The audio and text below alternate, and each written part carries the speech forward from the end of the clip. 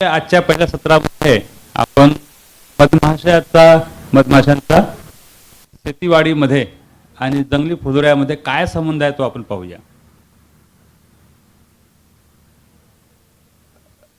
परागीकरणाची क्रिया तुम्हाला प्रत्येकाला आपण जेव्हा 5वी 6वी 7वी 8वी 10वी 11वी 12वी केव्हा तरी शिकतो तेव्हा परागीकरणाबद्दल आपण ऐकलेलं आहे. मधमाशाशिवाय फुलपाखरं, भोवरे, मुंग्या, अन्य कीटक परागीकरण घडून आणतात. परागीकरणाची क्रिया मुख्यत्वे आपल्या शेतीवाडीमध्ये किंवा जंगलाच्या फुलोऱ्यामध्ये काही जिवंत वस्तूंमुळे आणि काही अजिवंत वस्तूंमुळे होते. पावसामध्ये परागीकरण होणे धानाचं, हवेने परागीकरण होणे गव्हाचं आणि उर्वरित सर्व ज्या काही वनस्पती आहे शेतीवाडीमध्ये किंवा जंगलामध्ये त्याचं परागीकरण कीटकांद्वारे किंवा एखादी म्हैस असेल ना, म्हैसने आपली पाठच रगडली तरी झालं परागीकरण. त्याला आम्ही बायोटिक फॅक्टर्स म्हणतो. जीवित असे काही फॅक्टर्स आहेत त्याच्यामुळं परागीकरण होते. आईन्स्टाईननं एकदा असं म्हटलं होतं की समजा की ह्या जगातल्या सगळ्या मधमाशा खतम झाल्या. आज तारीख 14 डिसेंबरला जगातल्या सगळ्या मधमाशा खतम झालेल्या आहे अशी न्यूज तुम्ही समजा ऐकली न्यूज टेलिव्हिजनवर. माणूस फार तर 4 वर्ष जगू शकेल अशी ह्या मधमाशाबद्दलची मधमाशाबद्दलचं गांभीर्य आईन्स्टाईन नावाच्या सायंटिस्टनी तेव्हा म्हटलं होतं की समजा जगातल्या मधमाशा खतम झाल्या तर मानवी संस्कृतीला फार तर 4 वर्ष जीवन असेल, त्यानंतर त्याला खायला मिळणार नाही. आपल्या देशामध्ये मधमाशा पालनाची तेवढी जनजागृती नाही आहे. शेतीवाडीमध्ये आपला गडी आपण स्वतः जिथे कुठे तुम्हाला गावरानी मोहळाचं पोळ दिसतं, सगळे कामं सोडून आपण आग धुवा करतो, त्याच्या छत्त्यामध्ये अंड्या पिल्ल्याची जी भाग आहे त्याला फेकून देतो आणि मध घेऊन आपल्या घरी येतो किंवा मध तेव्हाच खातो आपण. आणि असं केल्याने कित्येक वर्षापासून मधमाशांची पॉप्युलेशन, मधमाशांची संख्या, मधमाशांची घरटी दिवसेंदिवस कमी होत आहे. आग्या मोहोळ एकेकाळी खूप राहायची, आता खूप कमी झाली. गावरानी मोहोळ खूप राहायची, खूप कमी झाली. सातेडी मोहोळ खूप राहायची, आता कमी झाली. त्यासाठी आपण स्वतःच जबाबदार आहोत. आपण सगळं पाश्चिमात्य देशाचं आपण त्याचं अनुकरण करायला पाहिजे. ते खूप आधी दुरुस्त होतात, नंतर आपण 10-20 वर्षानंतर आपण दुरुस्त होतो. केमिकल्स, फर्टिलायझर्स, इन्सेक्टिसाईड, पेस्टिसाइड्स ह्या सगळ्या वस्तू त्यांनी 10-15 वर्षापूर्वी सोडल्या. आता आपण सेंद्रिय शेतीच्या गोष्टी करतो. परागीकरणाची ही क्रिया मधमाशांनी फुलांमध्ये करणं गरजेचं आहे, कारण त्याच्यामुळं शेतीवाडीमध्ये आणि जंगलाच्या फुलोऱ्यामध्ये जिथे कुठे बहार येतो, मधमाशा तिथे परागीकरण केल्याने उत्पादनामध्ये वाढ होते. किंबहुना मी तुम्हाला सांगेल की 1/3 1/3 of food every day we are eating due to honeybees pollination. म्हणजे आपण असं म्हणतो की पहिला घास खाल्ला, दुसरा घास खाल्ला आणि तिसरा घास जो खातोय आपण ते मधमाशाच्या परागीकरणाने उत्पादित अन्नामुळे खातोय. मधमाशा ह्या फुलोऱ्यावर जातात परागकण आणि मकरंद जमा करण्याच्या आशेने. कारण मधमाशाच्या घरट्यामध्ये त्याची जी लेकरं असतात त्याला आपण अळ्या म्हणतो.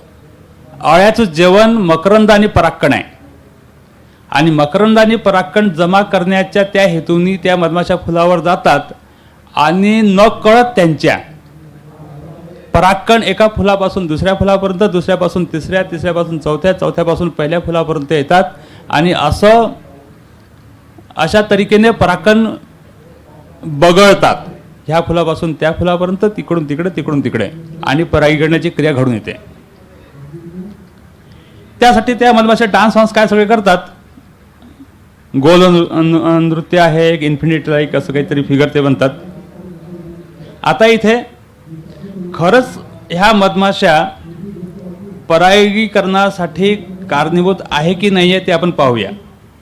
आपण प्रत्यक्ष चित्र पाहू, त्यामध्ये तुम्हाला दिसतील की कशा मधमाशा त्या फुलांवर जातात आणि त्यामुळे आपल्याला पराई करण्याची क्रिया दिसून येते. आपण सकाळपासून संध्याकाळपर्यंत थोडा लाईट कमजोर आहे, पण तुम्हाला तिथे एक पॉवर पॉईंट प्रेझेंटेशन दिसत आहे. त्या पॉवर पॉईंट प्रेझेंटेशनमध्ये आपण एक एक करून काय आपण जेवण करतो,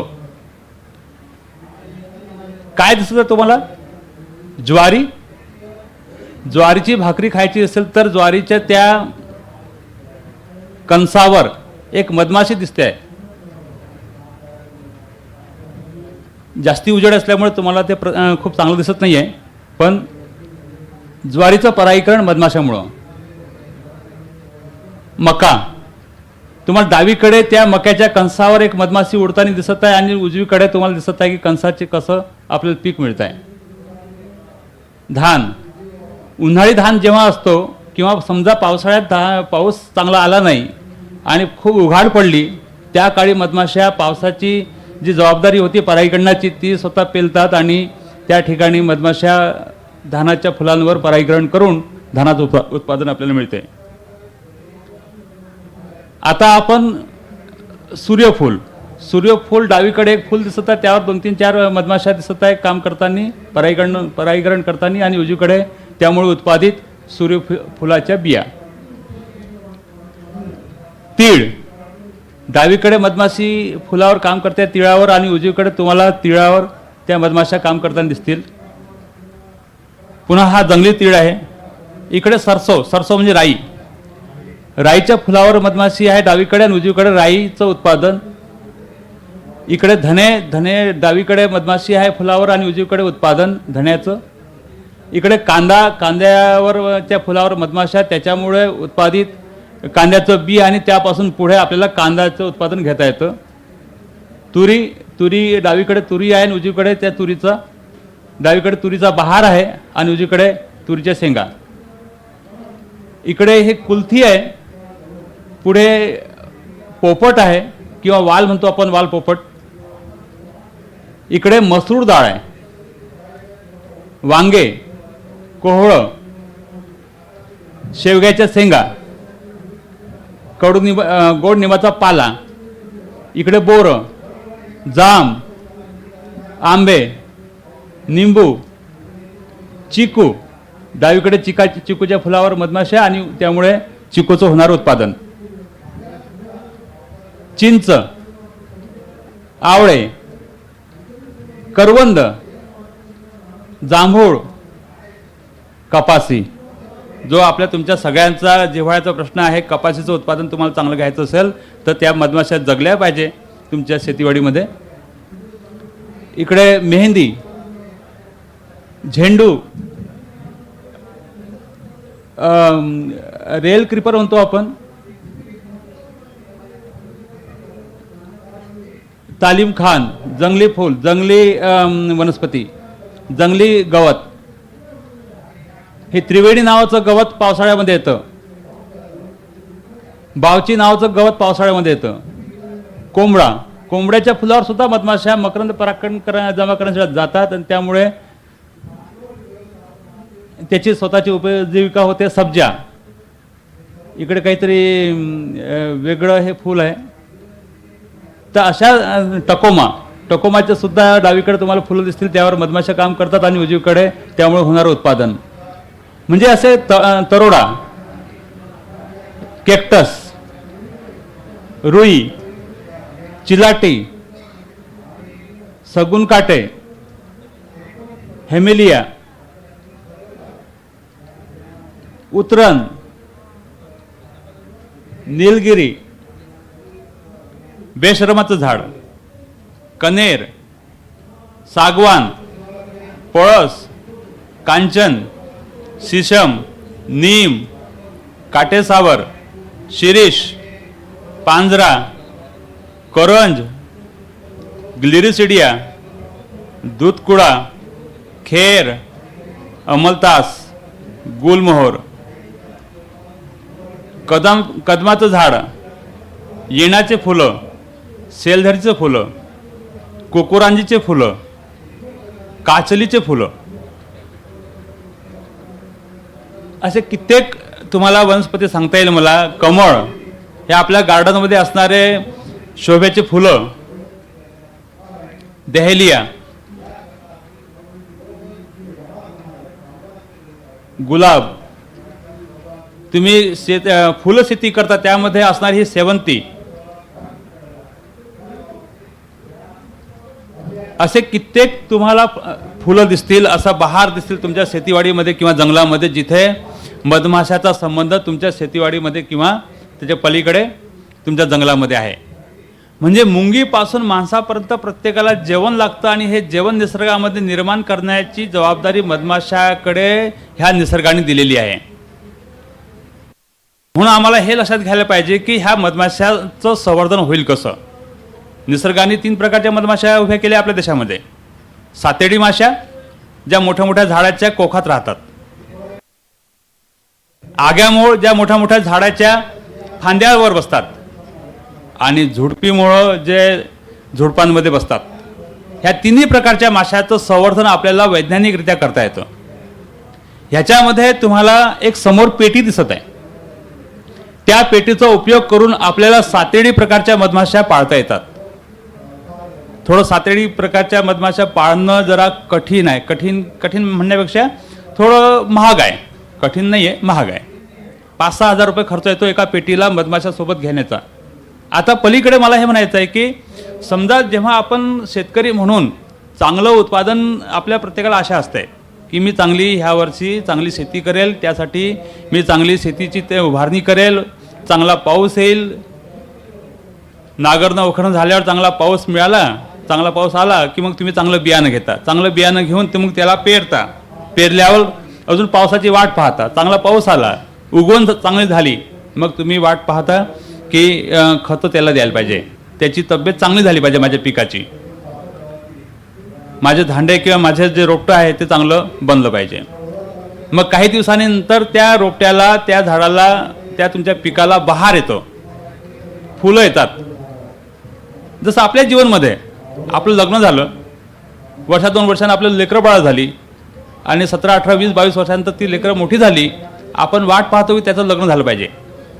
म्हणजे आपलं कुटुंब जसं आपल्या लेकराच्या मार्फतीतून पुढे जातं, तसंच शेतीवाडीमध्ये जो काही फुलोरा, जी काही बहार तुमच्या फुलाची आलेली आहे, तिथे मकरंद आणि परागकण एका फुलापासून दुसऱ्या फुलापासून तिसऱ्यापासून चौथ्यापर्यंत जोपर्यंत ते पोचणार नाही, तोपर्यंत त्या फुलाचं लग्न लागत नाही. तुम्ही सुद्धा आपल्या लेकराबाळाचं लग्न ह्या परिवारामधून त्या परिवारामधून, त्या परिवारामधून ह्या परिवारामध्ये असं आपण जसं करतो, आणि लग्न लावासाठी कुठला तरी एक पुजारी असतो, किंवा मुसलमानामध्ये तो काजी असतो, किंवा ख्रिश्चनामध्ये तो पादरी असतो. तर हे सगळे लोक जसं लग्न लावासाठी काम करतात, तसंच तुमच्या फुलामध्ये लग्न लावायसाठी मधमाशाची आवश्यकता आहे. मधमाशा एका फुलाचा परागकण दुसऱ्या फुलावर सोडते, दुसऱ्यापासून घेऊन तिसऱ्यावर सोडते, तिसऱ्यापासून चौथ्यावर सोडते. तर ही परागीकरणाची क्रिया पूर्ण घडली तर रिप्रोडक्टिव्ह सायकल म्हणतो आम्ही त्या प्लांटची, त्या रोपट्याची, त्या पिकाची रिप्रोडक्टिव्ह सायकल ही पुढे जाते. परागीकरणाने मग तिथे बिया लागतात, फळं लागतात, शेंगा लागतात, आणि तुम्ही म्हणता मग वा, माझ्या पराठीला 100 बोंडे आहे, 80 बोंडे आहे. याचा अर्थ 80 बोंड्या जेव्हा फुटतील तेव्हा तुम्हाला किती कापूस होईल. पण मधमाशाच तुमच्या शेतीवाडीमध्ये आल्याच नाही, त्या तुमच्या फुलावर खेळल्याच नाही, त्यांनी परागीकरणाची क्रिया केलीच नाही, तर मग काय होईल. फुलं खूप आली माझ्या पराठीला, 100, 150 फुलं होती, पण बोंड्या मात्र 12-13च आहे. तसंच तुरी, सूर्यफूल, राई, सरसो, कांदा, कित्येक फुलं मी तुम्हाला आता सांगितली. त्यासाठी आपल्या सगळ्याला एक जाण ठेवायची आवश्यकता आहे की आपण जागृती ठेवायची की कोणालाही मधमाशा मारू देऊ नये. नुसतं अर्धा किलो 1 किलो मध घेण्यासाठी आपण सगळे मिळून पूर्ण त्याची कुटुंब ध्वस्त करतो. त्यांनी आपल्या परागीकरणाच्या क्रियेवर परिणाम येतो, आणि म्हणून एकडी 2 क्विंटल कापूस व्हायचा आपला 1च क्विंटल झाला. मी म्हणतो की मधमाशा राहिल्या असतात इथे, त्या टिकल्या असतात, त्या जगल्या असतात तुमच्या शेतीवाडीमध्ये, तर त्यांनी परागीकरणाची क्रिया घडून आणली असती. त्यामुळे तुमच्या शेतीवाडीमध्ये 1 क्विंटलच्या पेक्षा 2 क्विंटलचं उत्पादन झालं असतं. पूर्ण मिळून माझ्या 5 एकरामध्ये समजा मला 10 क्विंटल कापूस व्हायचा असेल, त्या ठिकाणी मला 15 क्विंटल समजा कापूस झाला मधमाशा असण्यानी, तर 5 क्विंटलचे किती रुपये झाले? हे मधमाशा असण्यानी झाले. तुरीला खूप बहार आला चांगला, पण फुलापासून शेंगाच नाही धरल्या, कारण मधमाशाच तिथे खेळल्या नाही. तर मधमाशा खेळणं म्हणजे परागीकरणाची क्रिया घडून येणं हे आवश्यक आहे. त्यासाठी आपण सगळ्याची जागृती असणं आवश्यक आहे. कुणालाही मधमाशा, तुम्हाला मध जरूर मिळेल. मधमाशाच्या घरट्यापासून मध काढायची एक पद्धती आहे, ती पद्धती तुम्ही वापरली, मध सुद्धा मिळेल, मधमाशा टिकतील आणि परागीकरणाची क्रिया घडून येईल. म्हणजे सरळ सरळ आपण ह्या कामातून हे अपेक्षित धरू नये की मला 5 क्विंटल 10 क्विंटल 25 क्विंटल मध येईल.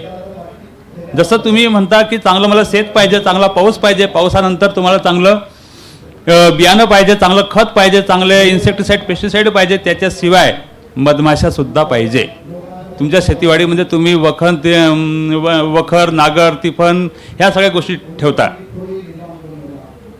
पाणीवाल्यासाठी पाईप ठेवता, स्टार्टर आहे, मशीन, तुमचा बोरवेल असेल किंवा विहीर असेल, त्यासोबत तुमच्या शेतामध्ये एखादा कुत्रा सुद्धा असतो, गाय असते, 2 बैल असतात. तसंच एक मधमाशाची पेटी ना. मी म्हणतो की मधमाशाची पेटी 6,000 रुपये खर्च करून तुम्हाला शक्य होत नाही.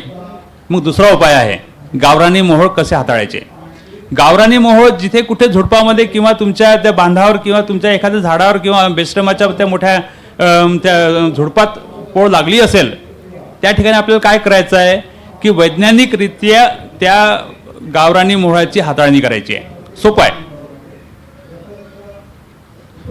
आणि त्याआधी फवारणी मात्र तुमच्या मधमाशासाठी खूप घातक ठरू शकते. जेव्हा मधमाशा असतात त्यावेळी आपल्याला फवारणी करायची नाही.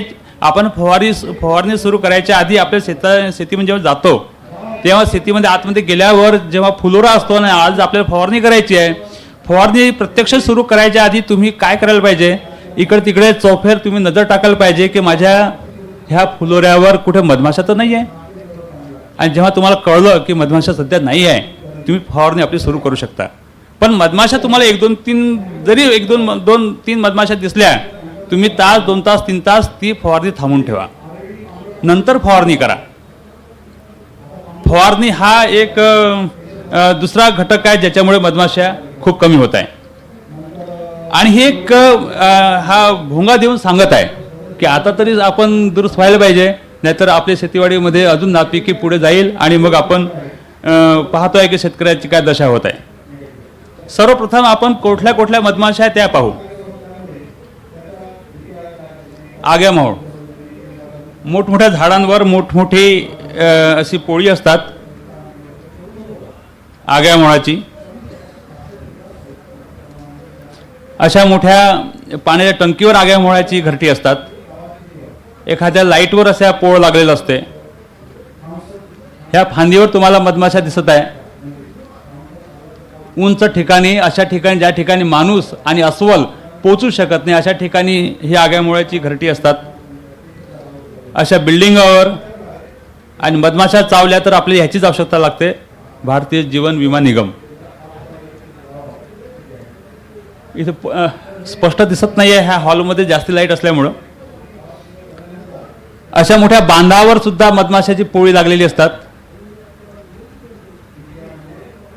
पाण्याच्या टंकीवर मधमाशांची पोळी, मोठ्या पहाडांवर मधमाशाची पोळी लागलेली असतात.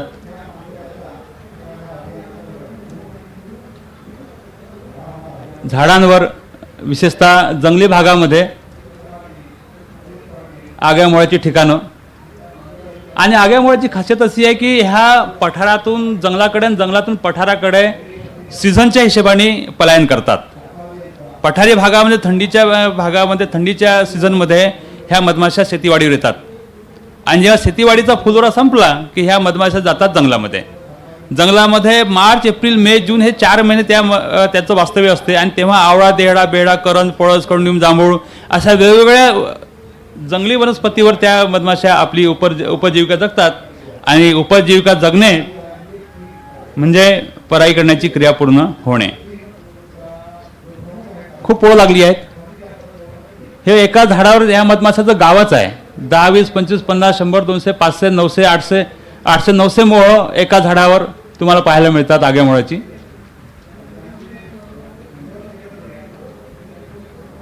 पहाडाच्या साह्याने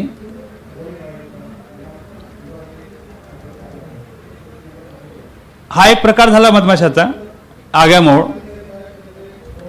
नंतर सातेडी माशा मोठमोठ्या झाडाच्या कोखामध्ये, तुमच्या आंब्याचं झाड असेल किंवा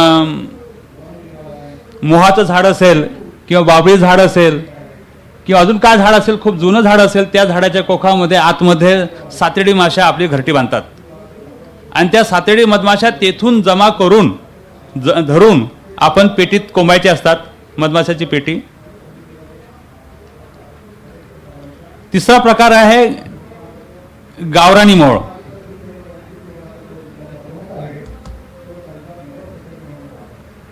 असं मोह लागतं आणि कित्येक लोकांना अनुभव आहे ह्या मोळाच्या छत्त्यापासून मध काढायचं. अशी मोळ लागलेली असतात.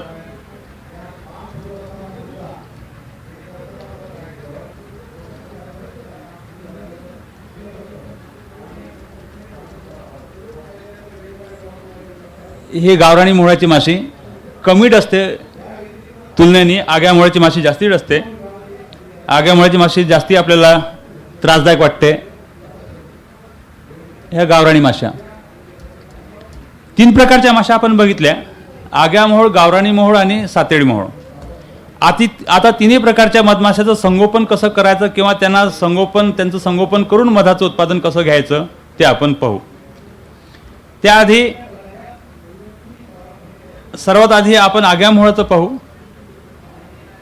आग्या मोहोळाच्या छत्त्यांपासून मध काढायला आपल्याला विशेष प्रकारचा पोशाख लागतो आणि तो पोशाख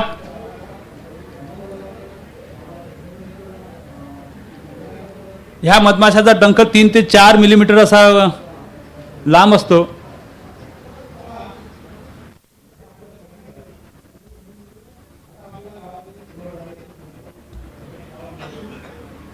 रात्रीच्या वेळेस आदिवासी पोरं, आदिवासी समाजाचे लोक एक तुराटीचा एक मोठा बुचका घेऊन झाडावर चढतात, बाल्टी घेऊन, आणि झाडावर चढल्यावर आग लावतात. तुम्हाला हा प्रकार माहिती आहे. आग लावल्याने, धुवा केल्याने सगळ्या मधमाशा जाळून काढतात आणि जाळल्याने त्या माशा मरून खाली पडतात आणि पूर्ण छत्त्यामध्ये वरच्या भागावर जो मधाचा कांदा आहे तेवढा फक्त बाल्टीमध्ये जमा करतो आणि पूर्ण छत्त्याला उद्ध्वस्त करून मध काढून आणतो. अशा ठिकाणी ह्या आदिवासी लोकांना आम्ही प्रशिक्षण देतो. ह्याच्यामध्ये एक डंख बचाव पोशाख आम्ही निर्माण केला आहे. ह्या डंख बचाव पोशाखाचा उपयोग करून मधमाशाच्या घरट्याला इजा न पोचू देता फक्त मधाचा कांदा तेवढा आपण काढायचा आहे.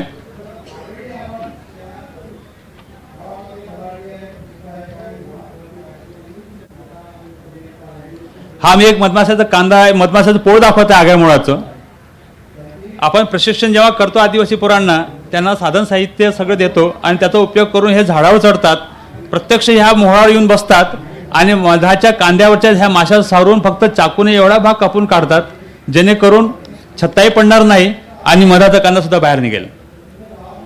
70 ते 75% किंवा टक्के जे मधाचा साठा फक्त वरच्या भागात असतो आणि एवढ्याच भागावरच्या माशा सारून एवढाच भाग आपण कापून काढायचा.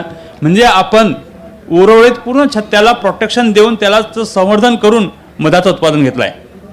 1, 2, 3, 4, 5, 6, 10, 15, 18, 20, 25 जितके काही मोहोळ असेल त्या झाडावर एक एक करून तो अशा तरीकेने मध काढतो, मधाचे कांदे वेगळे करतो आणि ह्या झाडावर ह्या फांदीवर जसतसे राहतात. मधमाशा सुद्धा तिथेच कायम राहतात. 25-30 दिवसानंतर ह्या मधमाशा कापलेल्या भागाला पुन्हा भरून काढतात. हाच गट किंवा दुसरा गट त्या झाडावर जाईल, दोराने झाडावर चढेल, पुन्हा ह्या फांदीवर येऊन बसेल, ह्या छत्त्यावर येऊन बसेल आणि छत्त्यावरच्या वरच्या भागावरच्या माशा सारून पुन्हा हा भाग कापून काढेल. एकदा, दोनदा, तीनदा मधाचं उत्पादन आपण ह्या मार्फतीतून घेता येते. म्हणजे आग्या मोळाचं संवर्धन आपण अशा तरीकेने करता येतं. जवळपास 3,500 आदिवासी पोरांना 28-30 जिल्ह्यांमध्ये आपण झारखंड, छत्तीसगड, MP, महाराष्ट्र, ओरिसा, आंध्रा, राजस्थान, वेस्ट बेंगॉल, ज्या ज्या ठिकाणी जंगल आहे, ज्या ज्या ठिकाणी आदिवासी पोरं ह्या कामात लागल्या, आदिवासी कुटुंब ह्या कामात लागल्या मत जमा करण्याच्या, त्या ठिकाणी आपण त्यांना हेरायचं, त्याला मध काढायचं हे प्रशिक्षण द्यायचं आणि त्याचा उपयोग करून त्यांनी मध काढायचं आणि त्या उत्पादित मधाला विक्री घालायची. म्हणजे जंगलाच्या फुलापासून निघालेला हा मध आपल्याला खायला मिळतो, उत्तम क्वालिटीचा मध खायला मिळतो. हे आदिवासी पोरं दोरीच्या सहाय्याने झाडावर चढतात.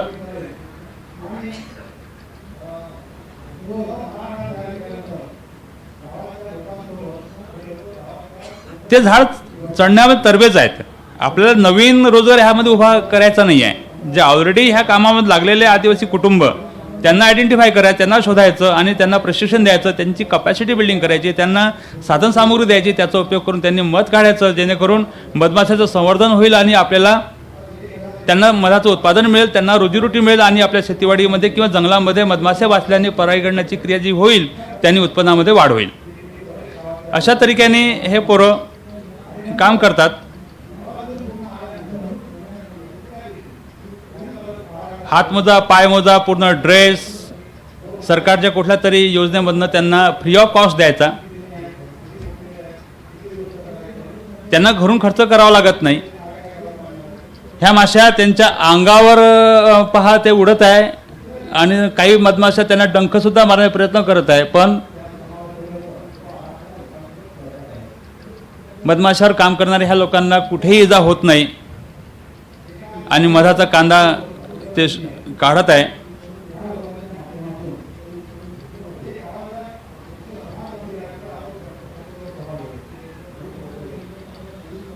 पोळ पडत नाही. 25-30 दिवसानंतर मधाचा कांदा मधमाशा पुन्हा भरून काढतात. मधमाशांना सुद्धा अशी पद्धती खूप आवडते.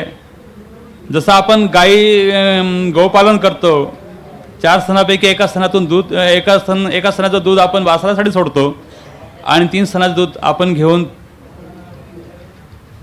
दुग्ध व्यवसाय करतो आपण. तशा रीतीने आग्यामुळा छत्त्यांपासून आपण मध काढायची ही नवीन विधी जी लोकांना शिकवली आहे, त्याचा उपयोग असा झाला की मधमाशाचं संवर्धन झालं आणि त्यांना रोजगार मिळाला. आता संगोपन आपण करू गावराणी माशीचं. त्याला गावराणी मोळ म्हणतो आपण.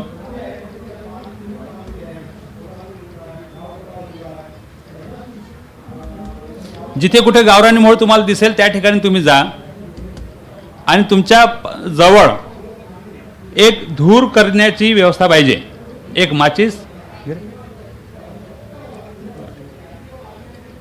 माचीस पाहिजे आपल्याला आणि एक कापड पाहिजे. अगदी आमच्याकडे एक स्मोकर आहे. एक कॉटनचं कापड, कॉटन म्हणजे सुती कापड, लवकर घे ना.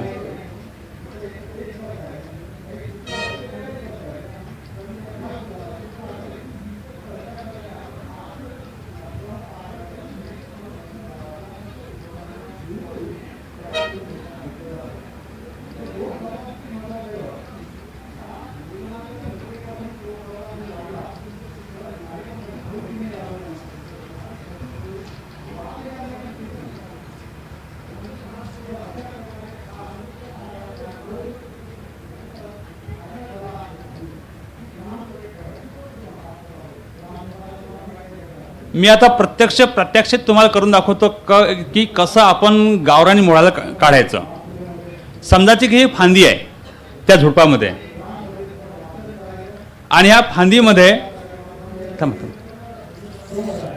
ह्या फांदीवर हे गावरानी मूळ लागला आहे. एक कपडा त्याला मी धूर केला आणि ह्या धुराला मी ह्या फांदी खाली मी लावतो, पुळाखाली लावतो. असं दुरून आग लागली नाही पाहिजे पण धूर झाला पाहिजे. ह्या धुराला मी ह्या पुळाखाली लावतो आहे आणि ह्या धुरामुळे ह्या मधमाशा उडतील. हा जसं ऑपरेशन सुरू करायच्या आधी डॉक्टर ॲनेस्थेसिया देतो ना, तशा प्रकारचा ॲनेस्थेसिया ह्या कर ना. त्याला तुम्हाला स्मोकरसारखं असं यंत्राची आवश्यकता नाही आहे. असं ते हां. एकदा धूर दिला की माशा उडतात. काही अजून माशा आहे, पण आता त्याला हाताने सारता येतं. तुम्हाला अगदी भीती वाटत असेल तर हातमोजा तुम्ही घाला, पण हातमोजा घालायची आवश्यकता नाही आहे.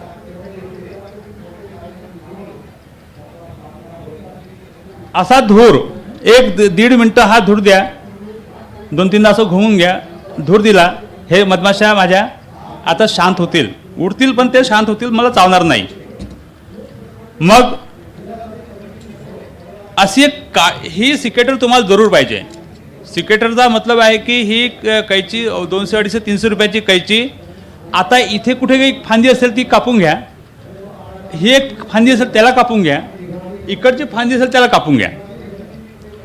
तिन्ही फांदींमध्ये हे पोळ जे लागलं आहे त्या झुडपामध्ये, 2-3 फांद्याला कापून घेतलं, वेगळं केलं. माशा उडत आहे, काही माशा अजून याच्यावर आहे. मी एका फांदीने किंवा असं काहीतरी पाल्याने याला मी सारून घेईल. पण आता मी याला बाहेर काढलं. बाहेर काढल्यावर कैचीने कापत आहे आपण, कापून याला बाहेर काढा. ह्या पोळामध्ये हा मधाचा कांदा आणि खाली अंड्या बच्च्याची पिलाची जागा.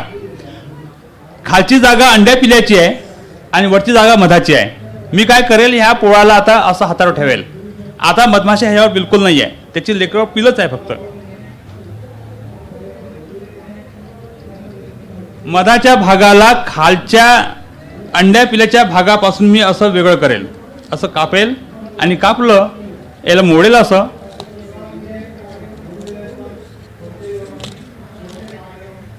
माझं मध निघालं. आता खालच्या अंड्या बच्च्याच्या ह्या पिलाच्या ह्या पुरीला 2 काड्या घ्या, असे 2 काड्या घ्या आणि ह्या काड्याच्या मध्ये हे प्रत्येकाला इथे जे लोक बसले आहेत सगळ्याला प्रत्येकाला हे करता येईल.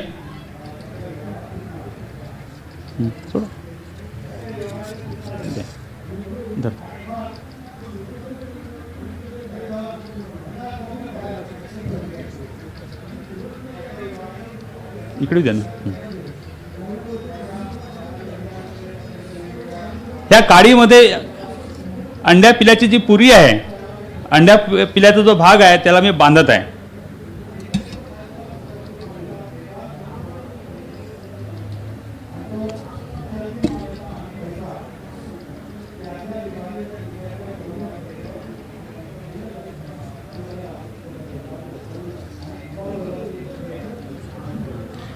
अगदी 2 ते 3 मिनिटाचं काम आहे. जशी मांजर आपल्या पिलाला धरते अलगत, तसंच अलगत ह्या अंड्या पिल्याच्या पुरीला मला ह्या 2 काडीमध्ये बांधून घ्यायचं आहे. आणि ज्या ठिकाणी माझं पोळ होतं, समजा की त्या ठिकाणी माझं पोळ होतं, त्या ठिकाणी मी ह्या पुरीला आता वापस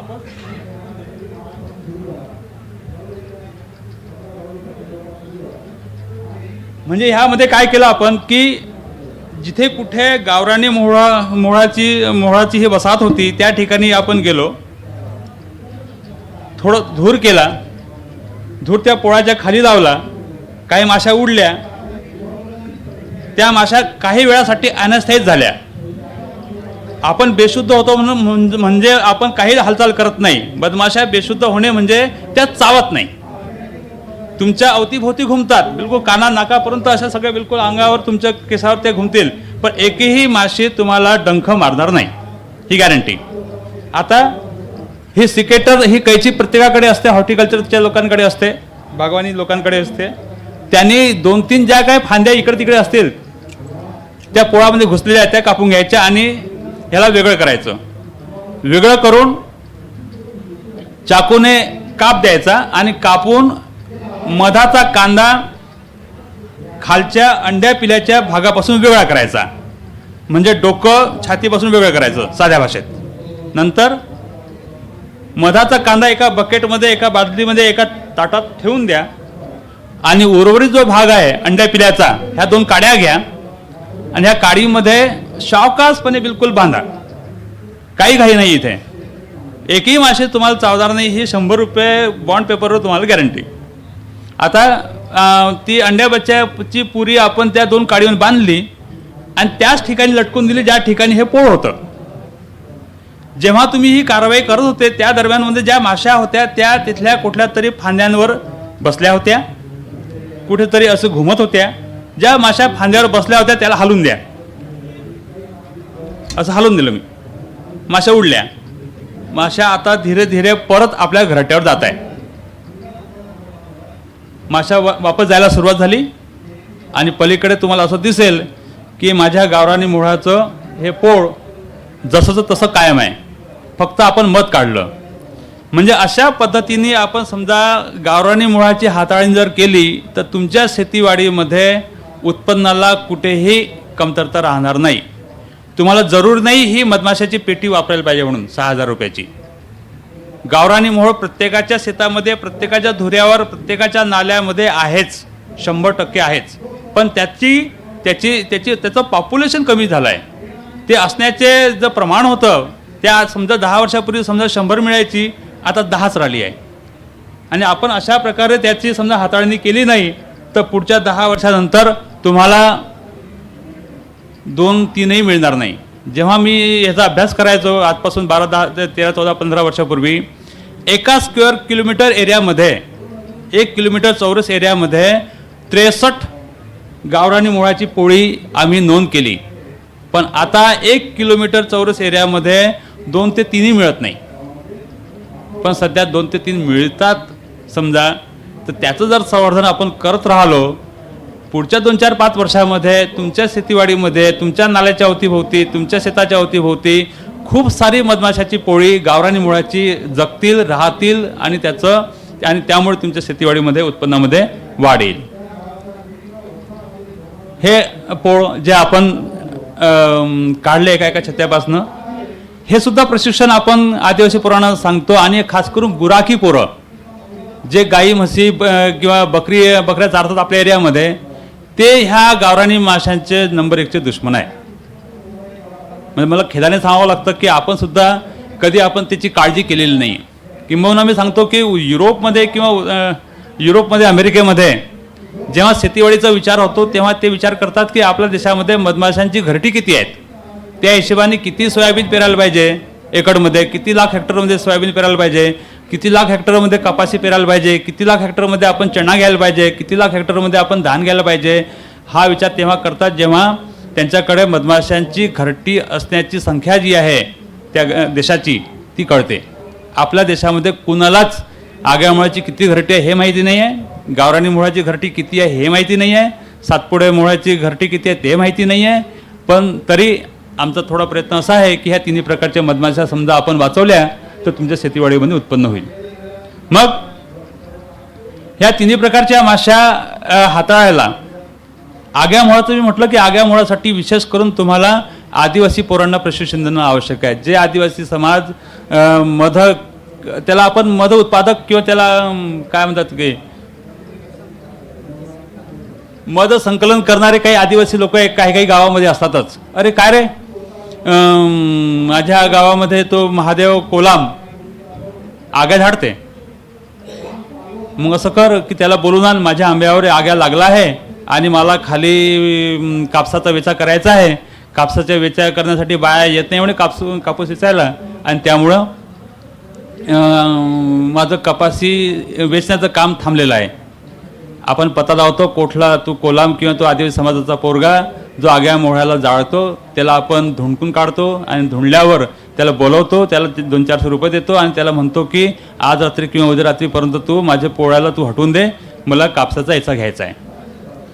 ज्या मधमाशांनी तुम्हाला कापसाच्या त्या पातीपासून, फुलापासून, पातीपासून पुढे बोंड होण्याची प्रक्रिया पूर्ण केली होती, शेवटी तो महादेव कोलाम नावाचा तो पोरगा येतो आणि तुमच्या त्या माशाला आग लावून धुवा करून किंवा जाळून किंवा ती फांदी तोडून त्या पूर्ण छत्त्याचं बरबादी करून देतो. आणि म्हणजे ज्या मधमाशाने तुम्हाला आशीर्वाद दिला होता उत्पादनामध्ये त्या माशाला आपण आग दाखवतो. तसा आग दाखवण्याचा हा प्रकार आपल्याला थांबायला पाहिजे आणि मधमाशाचं ह्या रीतीने संवर्धन केलं पाहिजे. मधमाशाचा व्यवसाय हा उत्तर भारतामध्ये खूप चांगला चालतो. उत्तर भारतामध्ये सरसो, सनफ्लावर, तुवर आणि लीची, धने ह्या आणि बरसीम ह्या चार प्रकारची पिकं खूप घेतली जातात. म्हणजे किंबहुना हजारो लाखो हेक्टरमध्ये सरसो आहे, सनफ्लावर आहे, तुरी आहे आणि लीची आहे. आणि ते migratory type of bee keeping करतात. म्हणजे मधमाशी पालन म्हणजे जेव्हा ह्या पेट्या, जसं आपण म्हणतो ह्या कामकरी माशा राणीसोबत जेव्हा आपण ह्या पेटीमधून कोंबतो, त्या मधमाशा आपण शेतावर ठेवतो आणि शेतावर ठेवल्यावर त्या मधमाशा तुमच्या फुलावर काम करतात, परागकण आणि मकरंद जमा करतात, आपल्या लेकरा बाळाला खिलवतात, उर्वरित मधाच्या कप्प्यामध्ये साठवितात आणि त्या मधाच्या कप्प्यांपासून आपल्याला मध काढायचा असतो. तुम्हाला पुष्कळदा सातेडी माशा अशा झाडाच्या कोखामध्ये दिसतील. 1 2 3 4 5 6 समांतर छत्ते लागलेले असतात आणि ह्या झाडाच्या कोखातून आपल्याला ती वसाहत धरायची असते. ह्याच्यामध्ये एक राणी आहे. राणी ही टपोर असते आणि ही टपोर राणी आपल्या घरट्यातनं बाहेर निघून जाऊ नये म्हणून एक व्यवस्था आहे, त्याला आपण राणी दरवाजा म्हणतो. असा हा राणी दरवाजा पूर्ण या घरट्यामध्ये आपण सातेडी मधमाशाच्या पेटीची रचना पाहत आहे. सातेडी मधमाशाच्या पेटीमध्ये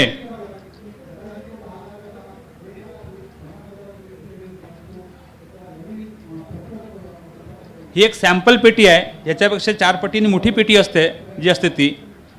खाली एक तळपाट असतो. तळपाटच्या नंतर हा वरचा एक मजला असतो आणि पहिल्या मजल्यानंतर हा दुसरा मजला हा मध साठवण्यासाठी असतो. खालच्या मजल्यामध्ये ती ह्या मधमाशा आपल्या लेकरा पिलाला वाढवते. राणी अंडी देते. अंड्यापासून अळ्या होतात, अळ्यापासून कोशापासून वयस्कर, अशी त्याची जीवनी आहे. आणि ह्या पहिल्या काय फर्स्ट याला आम्ही शिशु कक्ष म्हणतो. हा, पिलाची जगवण्याची जागा. तर ह्या मधमाशा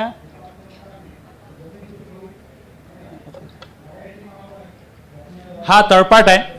तळपाटवर आपल्याला ठेवायचं आहे पहिला मजल्याला आपण शिशु कक्ष म्हणतो, ज्यामध्ये ते आपल्या लेकरा बाळाला ती जगवते.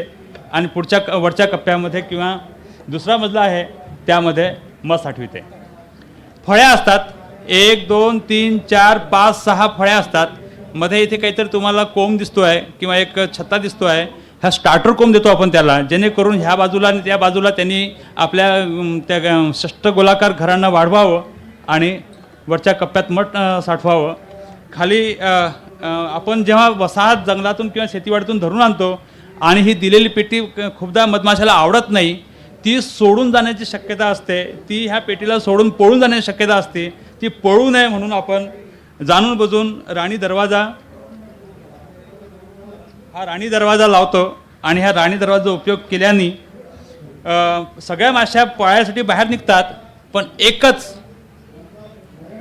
माशी जिला आपण राणी म्हणतो, तिचा आकार खूप मोठा आणि खूप जाडी, मोठी, लांब, लचक असते ती एकदम. ह्या छिद्रात ती बाहेर येऊ शकत नाही. जेव्हा पेटी पूर्ण अशा तरीकेने झाकलेली असते, कुठेही 1 मिलीमीटर जागा मोकळी नाही आहे राणीला किंवा दुसऱ्या मधमाशाला यासाठी, ह्या राणी दरवाजाशिवाय. ह्या दरवाजातून जेव्हा, जसं तुम्ही या हॉलमध्ये ह्या दरवाजातून आले, ह्या दरवाजामधनं फक्त कामकरी माशा आणि नर माशा ये जा करू शकतात. राणी माशी निघूच शकत नाही. जेव्हा तुम्ही ही वसाहत शेतीवाडीतून किंवा जंगलातून धरून ह्या पेटीत कोंबता, दुसऱ्या दिवशी सकाळी सगळ्यांची कॉन्फरन्स, त्यांची मीटिंग होते. हे काय घरटं, हे काय वेगळं, काय प्रकार आहे, काही आपलं जसं होतं काल परवा होतं जुनं ज्या ठिकाणी आपण होतो त्या ठिकाणी जी वसाहत होती तशा प्रकारची वसाहत नाही आहे. तर आता काय करायचं, आपण ह्या जागेला सोडून द्या. मग राणी म्हणते की चला निघा बाहेर, मी पण बाहेर येते. सगळ्या माशा बाहेर निघतात भरभर, पण एकच माशी येऊ शकत नाही ह्या राणी दरवाज्यातनं, ती म्हणजे राणी म्हणते की तुम्ही कुठून निघाले? अरे आम्ही इथून निघालो खालून दरवाज्यातनं, पण मी प्रयत्न करतोय पण मी निघू शकत नाही आहे.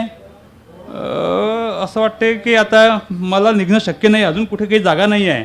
आता काय करायचं? जाऊ द्या गड्या, आपण इथंच राहूया. या मग तुम्ही सगळ्या माशा मग एक एक करून आतमध्ये जातात आणि ही जी वसाहत आपण काल परवा धरली होती शेतीवाडीतनं किंवा जंगलातनं, ही वसाहत ह्या पेटीमध्ये आपण जी कोंबली आहे ती वर्षानुवर्ष ह्या पेटीमध्ये राहते. म्हणजे राणी दरवाजाचा उपयोग करून आपण ह्या नवीन वसाहत जी आपण निसर्गातून आणली आहे धरून आणि पेटीत कोंबली आहे त्याचं संगोपन करता येतं. तर राणी ही खूप मोठ्या साईजची असते. ही पेटी तुम्हाला दिसेल. ह्या पेटीच्या खाली काही माश्या आहेत. त्या दरवाजामध्ये 1 2 3 4 5 6 7 8 पेट्या आपण ठेवल्या या शेतामध्ये. हा जो प्रकार आहे मधमाशाचा हा विदेशी सातेड आहे. मी आतापर्यंत बोललो ते देशी सातेड आहे, पण विदेशी सातेड उत्तर भारतामध्ये जम्मू काश्मीरपासनं हरियाणा, हिमाचल, पंजाब, वेस्ट बेंगॉल आणि बिहार ह्या भागामध्ये जिथे सरसो, सनफ्लावर आणि लिची जास्त आहे, लिचीचं जसं आपल्या इथे संत्र्याच्या बागा असतात तिथे लिचीच्या बागा असतात, अशा बागांमध्ये हे लोक मधमाशाला ठेवतात. आणि अशा खूप साऱ्या पेट्या एका ठिकाणी ठेवल्या आहे आणि मधाचं उत्पादन घेतात.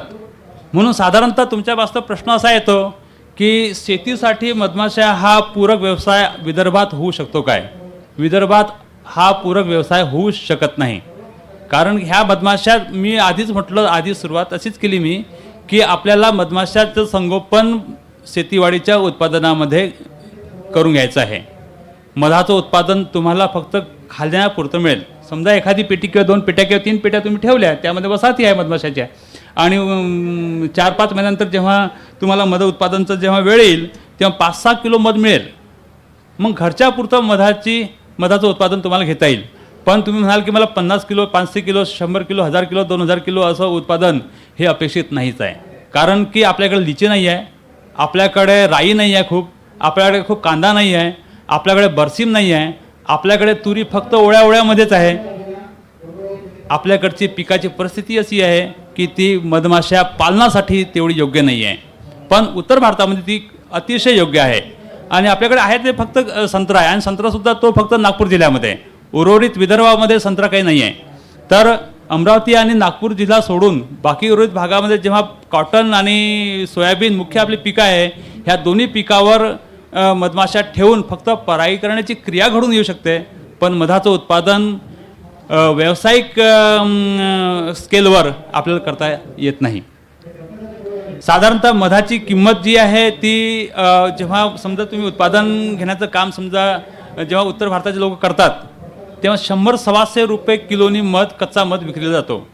आता 100-125 रुपये किलोचा मध आणि एका पेटीपासून तुम्हाला समजा 5 किलो मध मिळाला तर एका पेटीपासून वर्षाकाठी फक्त 600-700 रुपयाचं उत्पन्न मिळते. आणि 600-700 रुपयाचं उत्पन्न तुम्हाला तितकं पुरेसं नाही मधमाशी पालनाकडे त्या दृष्टीने बघावं की तो व्यवसाय होऊ शकतो. शेतीला व्यवसाय तो होऊ शकत नाही. 500-600 रुपयाचं मध मिळेल ते तुम्ही स्वतःसाठी, ते स्वतःच्या खाण्यासाठी ते पुरेसं आहे, किंवा ते स्वतःच्या खाण्यासाठी असावं. कारण मध हे महाऔषधी आहे. समजा तुम्ही एक मधमाशाची पेटी, सातेडी मधमाशाची पेटी तुमच्या शेतीवाडीतून पाळली तर तुम्हाला 5-6 किलो मध उत्पादन झालं. 5-6 किलो मध तुम्ही आणि तुमच्या परिवारामध्ये स्वतःच खायचं आहे. जसं गावराणी गाय, जेव्हा आपण गावरान गाय जेव्हा आपण पाळतो तर आपण कधी डेअरीचा विचार करत नाही. जर्सी गायीचा विचार करतो आपण डेअरीसाठी, तसं गावराणी गाय जेव्हा पाळतो तेव्हा डेअरीसाठी विचार करत नाही.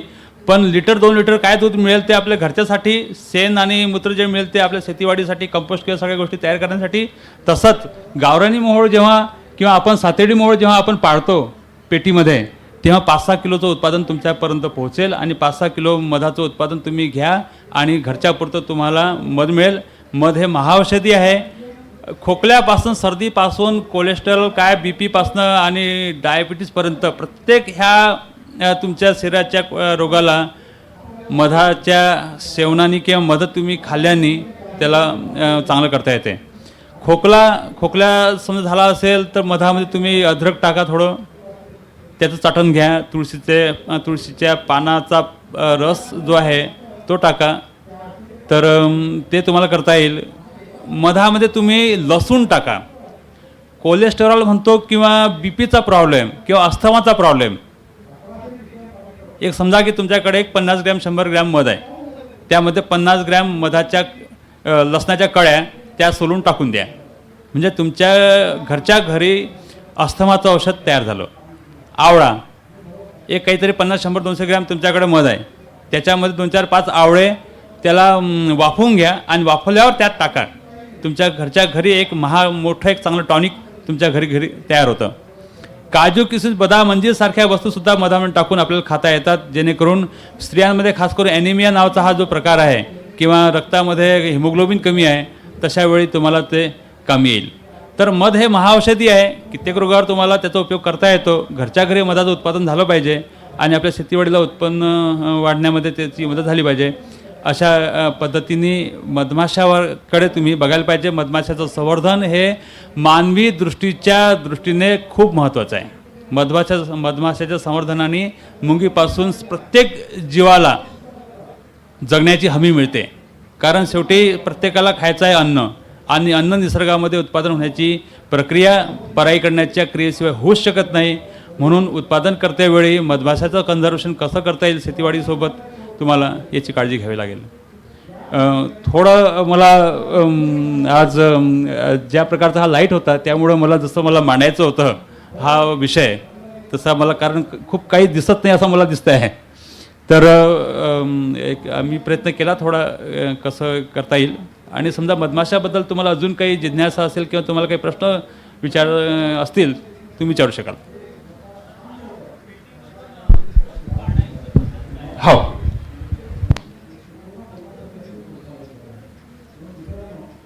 समजा आज आपण सातपुडे मोहोळ समजा की आपण ऑगस्ट सप्टेंबरमध्ये आपण धरलं आणि धरल्यावर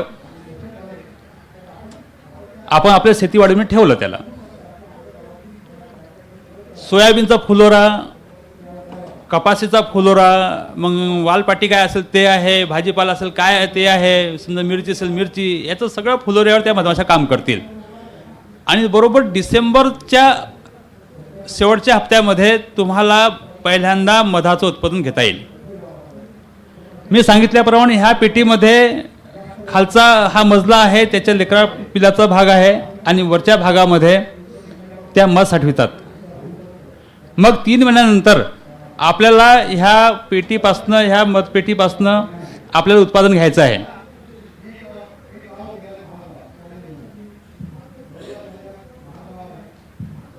आधी मी धूर करायचा थोडा, एक कपडा कॉटनचा, त्याला थोडा आग लावली, धूर केला, आणि धूर घेऊन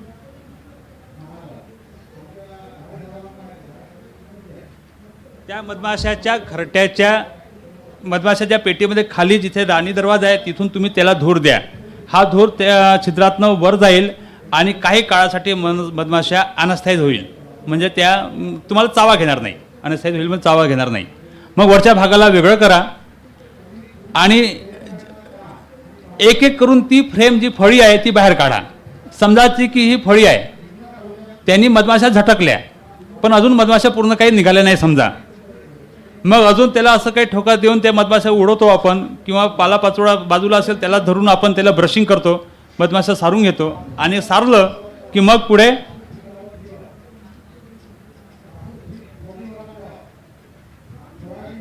ह्या पुरीमध्ये आता मध भरून आहे. अशा 1 2 3 4 5 6 7 8 पुऱ्या असतील तिथे. पहिली पुरी मी बाहेर काढली. समजा त्यांनी पॅकिंग केलं असेल, जसं आपण जेव्हा अन्न पिप्यामध्ये अन्न साठवतो आणि मग नंतर त्याला झाकण लावतो, समजा हे कप्पे पूर्ण भरले असतील आणि वरतून त्यांनी त्याला झाकण लावलं असेल, तर ते झाकण आपण ह्या चाकूच्या सहाय्याने अलगद 1 मिलीमीटर 1 मिलीमीटरचा असा वरचा पापुद्रा बाहेर काढतो, असं जेणेकरून हे कप्पे मोकळे झाले पाहिजे. आणि आता एक यंत्र आहे, साधाच यंत्र काय, एक डब्बा आहे, आणि डब्यामध्ये आपण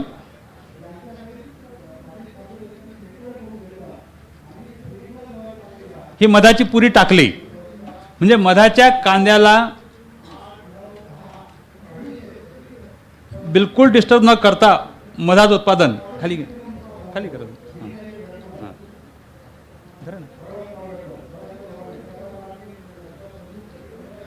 सेंट्रिफ्युगल फोर्सनी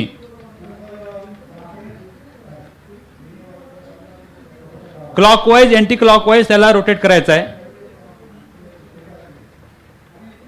हा पुन्हा सवयीचा भाग आहे. एक 20-25 सेकंदामध्ये 20-25 सेकंद असं क्लॉकवाईज आणि नंतर अँटी क्लॉकवाईज असं त्याला घुमवलं.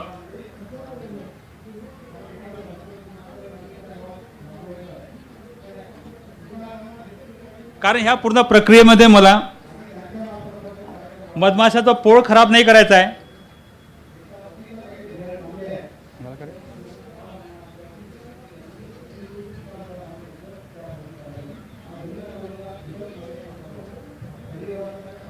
ह्या पोरांनी जे घुमवलं याची ताकदच लागली नाही. मी आता त्याला काढून देतो.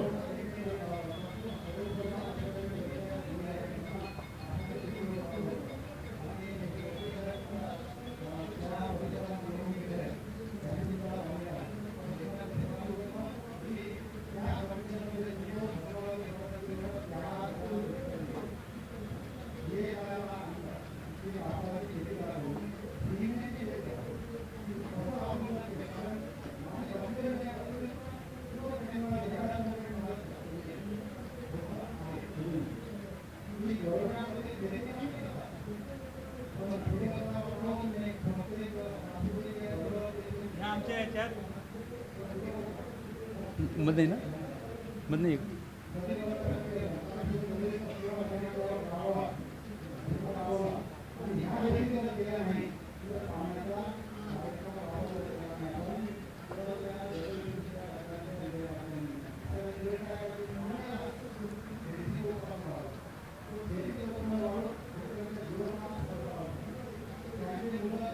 दिसतंय का तुम्हाला चमकता नाही? याचं सील आपण काढलं नाही.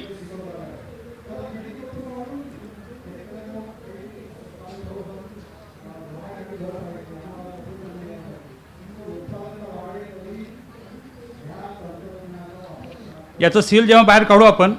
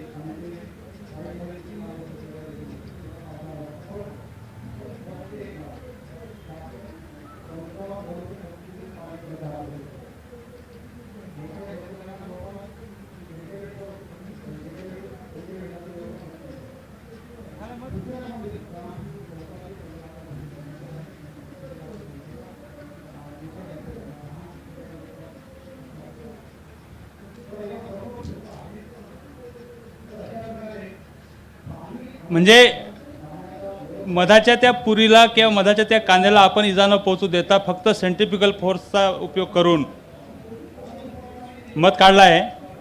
1 2 3 4 5 6 जितक्या फळ्यामध्ये तो मध कांदे असतील त्याच्यापासून आपण हे बाहेर काढलं आणि हे मध आता हे शुद्ध मध आहे. ह्या मधाला समजा की 1 किलो मध तुमचं उत्पादन झालं.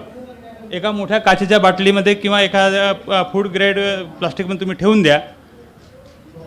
त्याला झाकण लावून द्या आणि गच्चीवर ठेवून द्या. 2-3 दिवस ह्याला ऊन लागलं पाहिजे. ह्या मधामध्ये काही ऑस्मोफिलिक ईस्ट असतील ते ऑस्मोफिलिक ईस्ट किल व्हायला पाहिजे, ते खतम व्हायला पाहिजे. नाहीतर ह्या मधाचं रूपांतर अल्कोहोलमध्ये होऊन जाईल. मग तुम्हाला वाटेल काहीतरी वास लागला आणि त्याच्यामध्ये फर्मेंटेशन झालं आणि वरती काहीतरी एक फोम लाईक ॲपिरन्स तुम्हाला at the top of container तुम्हाला दिसेल. ते अवॉइड करण्यासाठी याला 2 दिवस तुम्ही उन्हात ठेवून द्या. मग हे मध तुम्हाला 10 20 25 वर्षसुद्धा वापरता येईल. झालं शुद्ध. अशा तरीकेनं मध काढता येईल आपल्याला. अजून काही प्रश्न? हां, अजून एकदा मध निघाल्यावर पुन्हा ह्या पुरीला वापस ठेवून द्या. दुसऱ्यांदा मध निघण्याची प्रक्रिया लवकर होते. आपण इथे घरटं मोडलं नाही आहे, आपण घरटं कायम ठेवलं आहे, त्याचं कोंब कायम ठेवलं आहे आणि काहीच मोडलं नाही आपण, जसतसंच आहे. तर त्यांना पुन्हा मधमाशाला पूर्ण घरटं बांधण्याची जी त्यासाठी परिश्रम घ्यावे लागतात ते त्याचे वाचतात आणि मग ह्या खाली झालेल्या मधपुरीमध्ये पुन्हा मध साठवितात आणि पुढचा खेप जे मध उत्पादनाचा लवकर येतो. पहिल्यांदा 3 महिने लागले, पण नंतर 10-10 दिवसांनी तुम्हाला मध उत्पादन होईल. मग तुम्ही 2 kilo 3 kilo 4 kilo 5 kilo 7 kilo 8 kilo, मग डाबर बदण्यासारखा असा ज्या मधाबद्दल आपल्याला काहीच माहिती नाही तो मध खाण्यापेक्षा आपल्या शेतीवाडीमधनं, आपल्या पेटीमधनं, आपल्या स्वतःच्या मधमाशापासून उत्पादन झालेला हा मध तुम्हाला खात्रीचाही वाटेल आणि तुम्हाला किंवा नातेवाईकाला किंवा तुम्हाला स्वतःला खायचं असेल त्याचा तुम्हाला उपयोग करून घेता येईल. मधमाशी जेव्हा आपण निसर्गातून मधमाशाची पेटी धरतो आणि ह्या पेटीमध्ये मधमाशाची बसात धरतो आणि ह्या पेटीतून कोंबतो, 2-3 दिवसपर्यंत ती त्या एरियाचा काय म्हणतात ती तोंड ओळख करून घेते आणि 2 दिवसानंतर मग 3ऱ्या दिवशी ती शिफ्ट होते फील्ड ड्युटीवर. हां, आता आपण ह्या एरियात राहायचंच आहे, मग आता सोला कुठे आहे, इकडे आहे, गहू कुठे आहे, इकडे आहे, मग बाकी फुलं कोणतं आहे, हे याला आंब्याला बहार इकडे आहे. तो त्या मधमाशा स्वतः शोध घेतात, तुम्हाला सांगायची आवश्यकता नाही आहे. 10-12 मिनिटानंतर होतेच त्याच्या आत ती प्रोसेस होतेच. आणि मी म्हणतोय की मधमाशाचे डंख हे आपल्या शरीरासाठी खूप फायद्याचे आहे. ऑर्थरायटिस म्हणजे कितीही ऑर्थरायटिस काय म्हणतो आपण त्याला, घुटना रोग काय, खांदेदुखी काय, संधिवात, सांधेदुखी, ह्याच्यामध्ये मधमाशाच्या डंखापासून मिळणारं विष आपल्या शरीरासाठी खूप फायद्याचं आहे. आणि सरांनी विचारलं की किती मधमाशा, तर 2-3 4 5 10 15 20 25 माशा चावल्याने मधमाशा आपल्याला काहीच होत नाही. इवन जेव्हा काही आपण ऐकतो आपल्या आजूबाजूला की त्याला खूप मधमाशा चावल्या आणि तो मेला मधमाशाच्या त्या डंखामुळे नाही मेला, त्या विषामुळे नाही मेला. तो कशाने मेला, अरे मला मधमाशा डसल्या, त्याच्यात अर्धा तो तिथेच गेला. पलीकडे त्याला आपल्याला सलाईन लावायची होती, त्याला हगवण लागते, डिहायड्रेशन होते, डिहायड्रेशन थांबवण्यासाठी आपल्याला सलाईन लावायची आवश्यकता आहे. डॉक्टरला जेव्हा केव्हा समजा अशी केस झाली तर डॉक्टरला म्हणायचं की तू सरळ सलाईन लाव आणि त्याला एव्हिल नावाची अँटीहिस्टॅमिनची गोळी दे. काळी कॉफी, दूध न टाकता एकदम कॉन्सन्ट्रेटेड काळी कॉफी जर दिली तर तर तर तुम्हाला आपल्याला सगळ्याला फायदा होईल ह्यामध्ये. म्हणजे मधमाशाचा डंख किंवा मधमाशाबद्दलची ही भीती आपल्याला उगाच बाळगायची आवश्यकता नाही आहे. जेव्हा आम्ही आग्यामाळावर काम करतो आणि आग्यामाळा मागच्या 20-22 वर्षापासून काम करतो, हजारो मधमाशाचे डंख आम्ही पचवले, कधीही कुठे काही झालं नाही.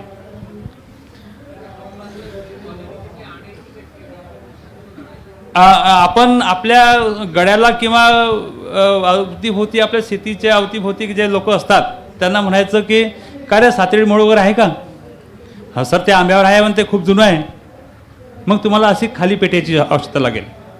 मग त्या ही पेटी तिथे न्यायची. आपला एक पोरगा असेल ज्या त्या ढोलारीमध्ये त्या ढोलमध्ये त्या मधमाशा आहेत, त्याचं छिद्र थोडं मोठं करायचं असते कुऱ्हाडीने कापून तोडून. मग छिद्र मोठं झालं आणि त्या दरम्यान तुम्ही त्याला धुवा देऊन द्या, म्हणजे मधमाशा काही वेळासाठी अनस्थायिक होईल, त्या तुम्हाला चावा घेणार नाही. म्हटल्यापर्यंत 15-20 मिनिटं, त्याच्यापेक्षा जास्त वेळपर्यंत. नंतर सर एक शेवटचा प्रश्न, कारण वेळ झालेली आहे. हो प्लीज.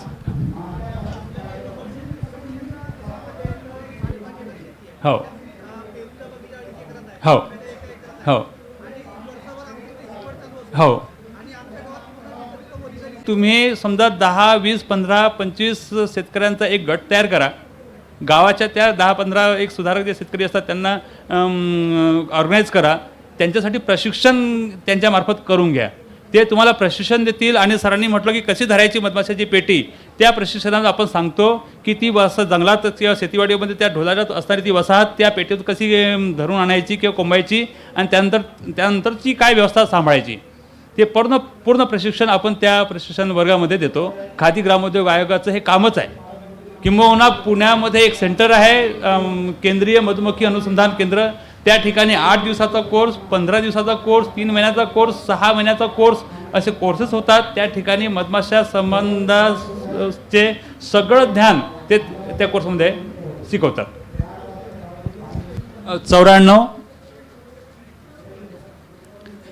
94 23 420 485 94 23 420 485. थँक्यू.